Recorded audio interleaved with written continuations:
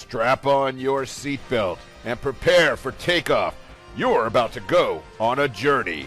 It's First Contact Radio with Joshua Poet. All right. Thank you very much, Dirk, and welcome everybody to First Contact Radio. It is Monday, the 12th of August, 2019. Let's get to it. We're hearing stories about Biden out there and the gaffe that he is making along this trip that he is on, his last go-round in Iowa. But they keep forgetting the important part. They keep talking about these gaffes, about the things he said. But how about the things he did? Well, there is a strange situation that just recently occurred. He was walking through the crowd, and this young woman, college student, asked him how many genders there were. Joe Biden said 3. He kept walking, and she asked him again, what are the genders? To which he turned, looked at her, and said, don't mess with me, kid. And then he reached forward and grabbed her arm. That's right, something he shouldn't have done. Grabbed the girl's arm. Not nice, Joe. Now, it doesn't surprise me that the media ignores this type of behavior from him, because the media has been really good at pointing out Joe with these women that are, closer to his age, that he seemed to have touched or groped or whatever. But they fail to show Joe Biden and all the young girls that he's been misappropriately touching. They fail to show all of these times. They don't show the part where Jeff Sessions smacked Joe Biden's hand away as he went to reach out to touch his granddaughter. They don't show the times where Chris Coons is standing there just being sworn in while Joe Biden is putting his hands all over his young daughter who's trying to pull away from Joe, while her father stands back there smiling because he just sold out his daughter to old Joe. They fail to show you these. So I want to make sure that you are able to look at this link. It's disrespectful. He shouldn't be grabbing anyone like that, least of all a young college student who's asking him a question. He also believes that there are more than 2 genders. Well, Joe, I'd like to hear an explanation of what the third one is. We know there's male and we know there's female, but there isn't any more, Joe. There's only 2. Only 2, Joe. Now, Bernie Sanders has also had some problems out there on the trail. There's reports of his aides getting rough with different reporters, a female reporter, and, so he can make his way up on stage. But, of course, we don't hear this part from Bernie so much because, again, these are the things that are left out. Bernie's a thug. He represents a socialist agenda. And when we look at socialist countries, we always see thug-like behavior from those who are at the top of the socialist scheme. So Bernie surrounded himself with thugs that will get thug-like and get into your face, because that's exactly what that type of system he is promoting is all about. Look at the behaviors of the others in the party that are pushing the same agendas. They're very thug-like in their manners, doxing people. Not very good, not very nice, but that's what they seem to think is okay. None of that is right. None of that is good at all. Bad behavior, but what's to be expected, because the left, they've just simply lost their freaking minds. They lost their minds, okay? They had such bad Trump derangement syndrome, they couldn't see the good things that are happening if they even tried. Now, the big news that we're hearing about is the news about Jeffrey Epstein. Jeffrey Epstein, we are told, committed suicide in his jail cell. The question is, did Jeffrey Epstein really commit suicide? Well, that's what is the story they're going with. However, you can find that there are stories and rumors flying around that Jeffrey Epstein was swapped out with somebody in the middle of the night. We also know that cameras weren't working at the time when Jeffrey Epstein disappeared, so we don't have any idea exactly what happened. And it just so happened that the guards, who were told were overworked, didn't go through their normal routines to make sure Jeffrey was okay. Strange anomalies that seem to have occurred. And then after the fact, you could see footage from the hospital where there were independent reporters out there waiting, trying to get pictures and images. And I'll tell you, you go watch those videos and you'll be saying the same thing I'm saying, that the behavior of those persons that were working for the hospital was very strange. Not the kind of thing you might expect from someone who had died, but kind of the thing that you'd expect if someone is trying to cover something up, which it certainly looks like that is the case. Now, we're told that he was taken off of suicide watch. Apparently, it was at the request of his attorneys. Mr. Epstein was taken off suicide watch last month at the request of his attorneys. According to people familiar with the matter, he had been meeting with his lawyers for up to 12 hours a day. One of the people said after he was removed from suicide watch at the end of July, Mr. Epstein had been downgraded to special observation status, which mandated guards to check on him every 30 minutes and also required him to have a cellmate, a person familiar with the matter said. Well, obviously, these things didn't occur the way that we were expecting them to be. And now we have a situation where Jeffrey Epstein allegedly killed himself. Well, there are those out there who feel pretty certain that he is still alive and well and is perhaps out there on his way to Gitmo, or maybe he is sitting somewhere where he is giving his testimony behind closed doors and he'll reappear in September at the hearings. I don't know what the case is. I know Barr is going to get behind it and dig into this. The Inspector General is going to be put on the case. So we shall see how this all unfolds. I have an article here, Hidden in Plain Sight, the shocking origins of the Jeffrey Epstein case.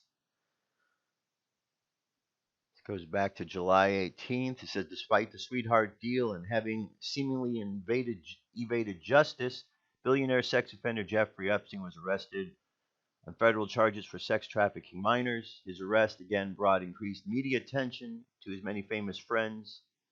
Many questions have been asked about how much Epstein's famous friends knew about his activities and what Epstein was up to. The latter arguably received the most attention after it was reported that Alex Acosta, who arranged Epstein's sweetheart deal in 2008 and who recently resigned as Donald Trump's labor secretary following Epstein's arrest, claimed that the mysterious billionaire had worked for intelligence. Other investigations have made it increasingly clear that Epstein was running a blackmail operation, as he had bugged the venues, whether at his New York mansion or Caribbean island getaway, with microphones and cameras to record the salacious interactions that transpired between his guests and the underage girls that Epstein exploited. Epstein appeared to have stored much of that blackmail in a safe on his private island. Claims of Epstein's links and his involvement in a sophisticated, well-funded sexual blackmail operation have surprisingly spurred few media outlets to examine the history of intelligence agencies both in the U.S. and abroad, conducting similar blackmail operations, many of which also involved underage prostitutes. In the U.S. alone, the CIA operated numerous sexual blackmail operations throughout the country, employing prostitutes to target foreign diplomats in what the Washington Post once nicknamed the CIA's love traps. If one goes even further back into U.S. historical record, it becomes apparent that these tactics and their use against powerful political and influential figures significantly predate the CIA and its precursor, the Office of Strategic Services. In fact, they were pioneered earlier by none other than the American Mafia. In the course of this investigation, Mint Press discovered that a handful of figures who were influential in American organized crime during and after the Prohibition were directly engaged in sexual blackmail operations that they used for their own, often dark purposes. All right, there's a lot more to this article. It's well worth the read, getting into the whole history. You connect the Brofmans in here because now you've got the alcohol prohibition, and so you know those looking for ways around it. Great story. Dig into it. Check it out. Check it out. Check it out. So now that Epstein is no longer in the way, shall we say, at the moment, the question is, will Robert Maxwell's daughter spill pedophile Jeffrey Epstein's secrets to the FBI? Ghislaine Maxwell, apparently, according to rumors, is ready to cooperate with U.S. authorities. Ghislaine Maxwell was last night reported to be ready to cooperate with the American authorities in their ongoing investigation into Prince Andrew's late friend, Jeffrey Epstein. The socialite daughter of the disgraced late media tycoon Robert Maxwell has been accused of recruiting underage girls for the financier Epstein, her benefactor and sometime boyfriend. She has even been described as the Madam of the House by former housekeeper at Epstein's mansion in Palm Beach, Florida. Hitherto, she's also emphatically denied misconduct.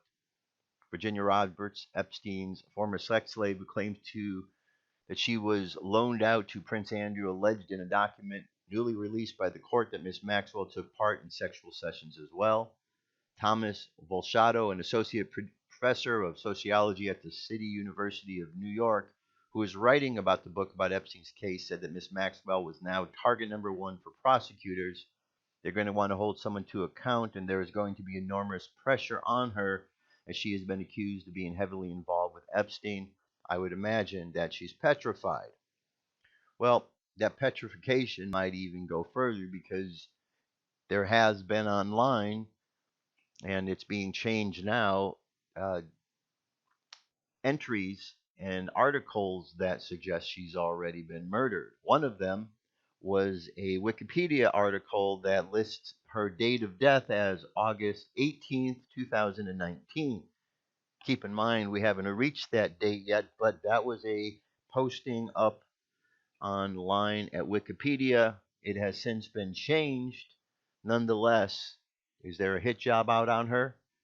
Quite possibly. There's also an article that I found that goes back several weeks where it was posted that she was found dead. So we'll see how that unfolds. This Virginia Roberts, she gave her deposition, which named all of these individuals. And for those who are wondering if Trump was named in there, yes, he was. But she said that he never flirted with her. He never was on the Lolita Express. She never knew him to be at the island or connected to any of that whatsoever. So basically, by her words in this deposition, she cleared Donald Trump of any wrongdoing that has been assumed by people there, and she claims that she herself had been on that island for quite some time, off and on, engaged in these different events and parties.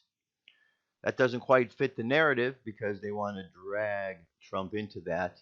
However, if he's not involved, he's not involved. Maybe he's been onto them for a long while, and maybe he's been gathering dirt to bring them to justice. That's possible. That is quite possible indeed.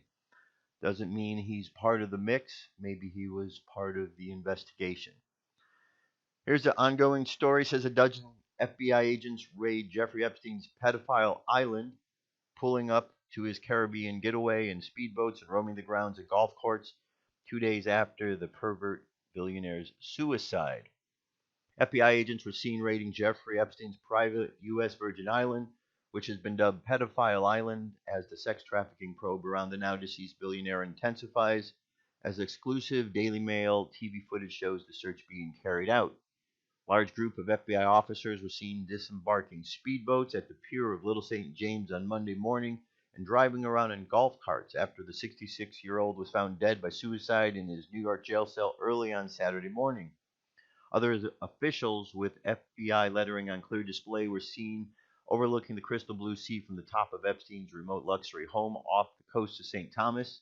The search comes after 2,000 pages of documents detailed the lurid allegations of sexual abuse of underage girls were unsealed to the public on Friday, adding more fuel to the fire of government's case of sex trafficking against Epstein. All right, so the link will be available at First Contact Radio. You can check that out, see what you think.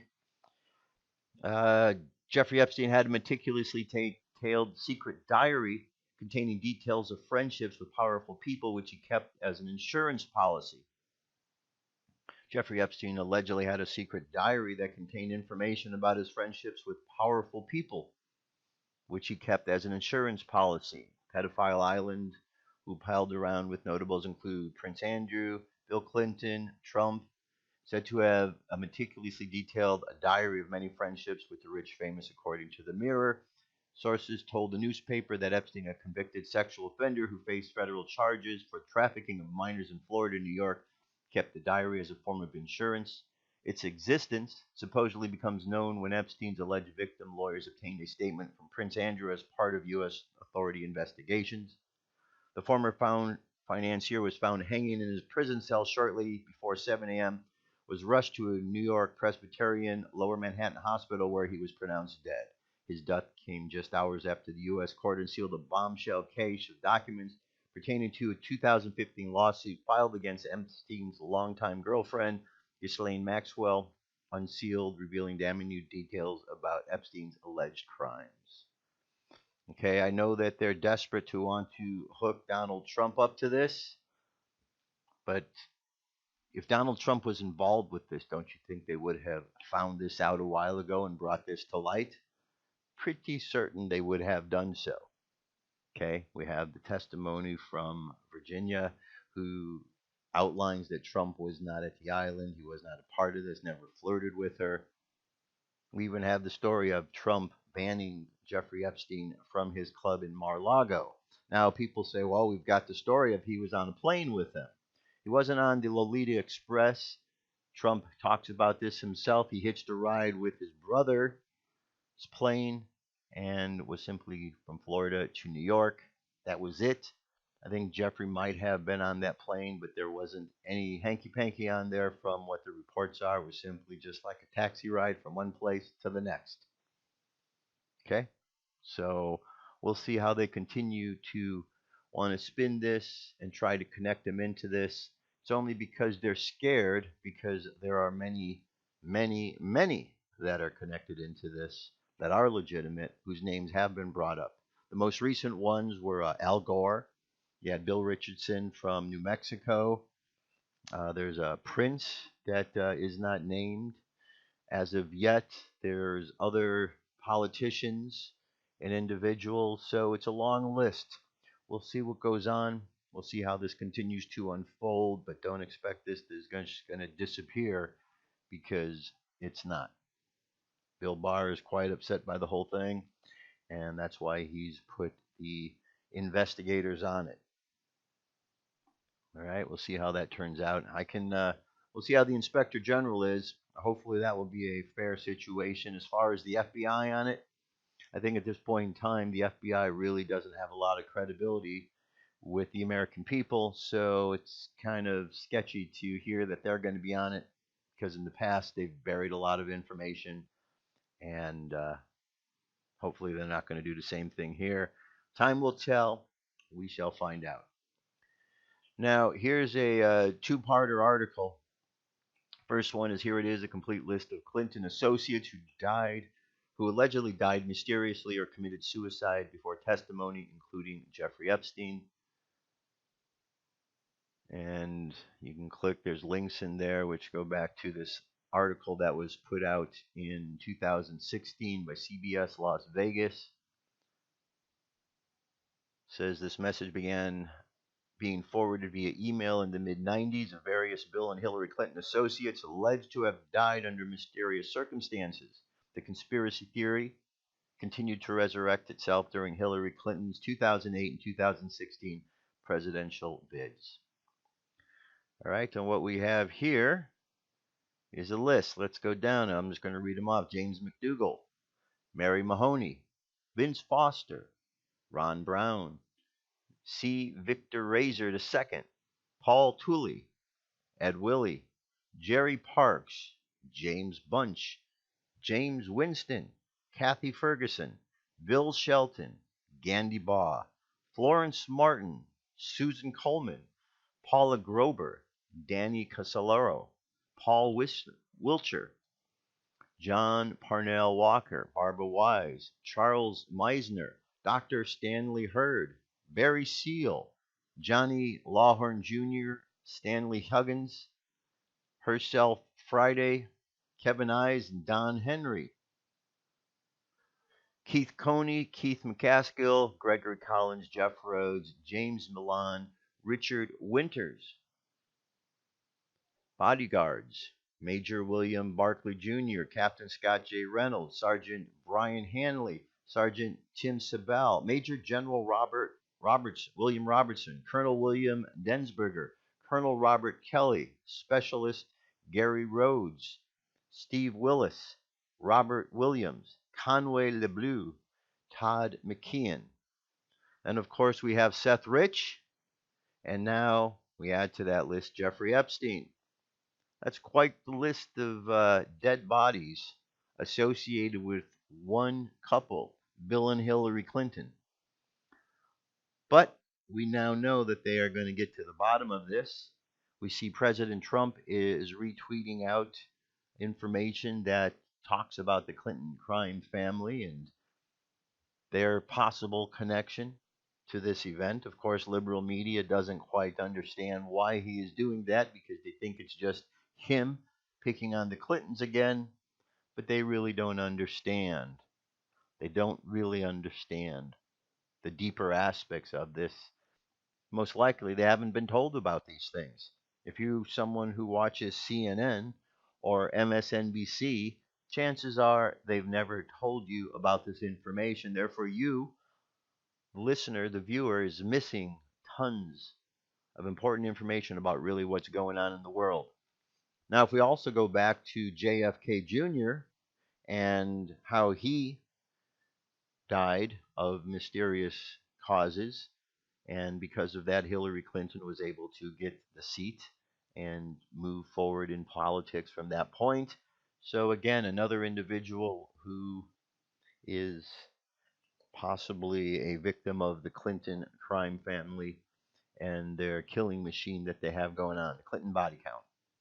Clinton body count.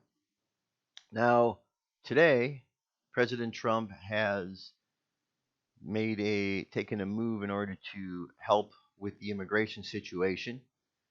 Says President Trump is set to save American taxpayers billions of dollars as his administration announces a new rule on Monday that will essentially ban welfare-dependent legal immigrants from permanently resettling in the United States. A new regulation set to be published by the Trump administration will ensure that legal immigrants would be less likely to secure a permanent residency in the U.S. if they have any forms of welfare in the past, including using subsidized healthcare services, food stamps, and public housing. The regulation will be a boon for American taxpayers in the form of an annual $57.4 billion tax cut, the amount taxpayers spend every year on paying for the welfare, crime, and schooling costs of the country's mass importation of 1.5 million new, mostly low-skilled legal immigrants. The National Academics of Science released a report 2 years ago noting that state and local American taxpayers are billed about $1,600 each year per immigrant to pay for their welfare, where immigrant households consume 33% more cash welfare than American citizen households. A recent Center for Immigration Studies notes that about 63% of the non-citizen households in the U.S. use at least one form of taxpayer-funded welfare, while only about 35% of native-born American households are on welfare. This means that non-citizen households use nearly twice as much welfare as native-born Americans. Households in California, with the largest non-citizen population in the country, at almost 11 million, or nearly 30% of the state's total population, more than 7 in 10, or 72% of households headed by non-citizens are on at least some form of welfare. Compare that to the findings that only about 7 in 20, or 35% of native-born households in California are on welfare.